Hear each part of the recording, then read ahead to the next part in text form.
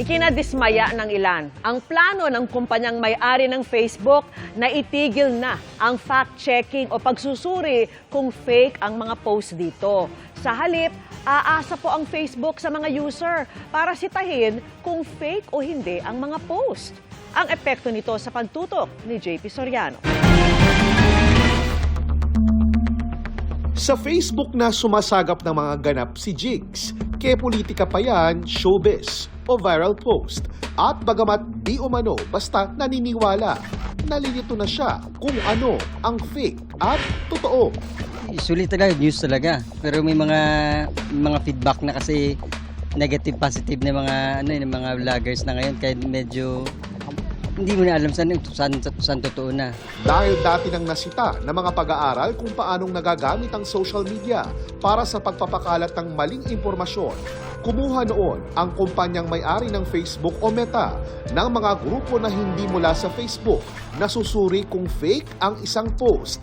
Pero ititigil na ang sistemang yan.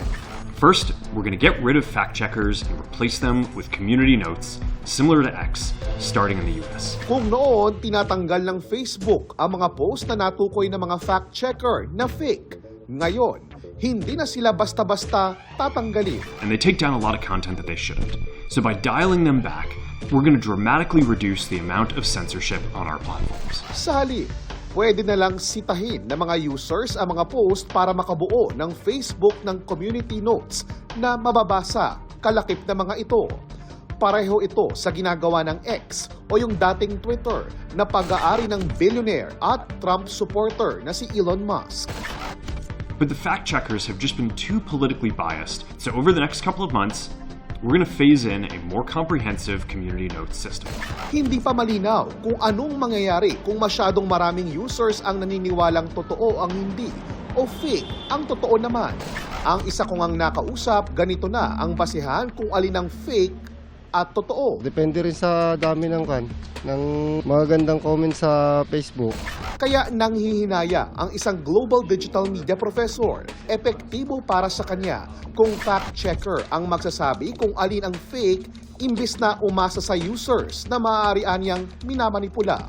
Usually, mga attack posts, yung maraming mga false claims, diba? Yung may isang politician, inaatake yung kalaban nila. And these could be influencers. So, pwede yun i-label na false or misleading ng mga third-party fact-checkers dito sa Pilipinas.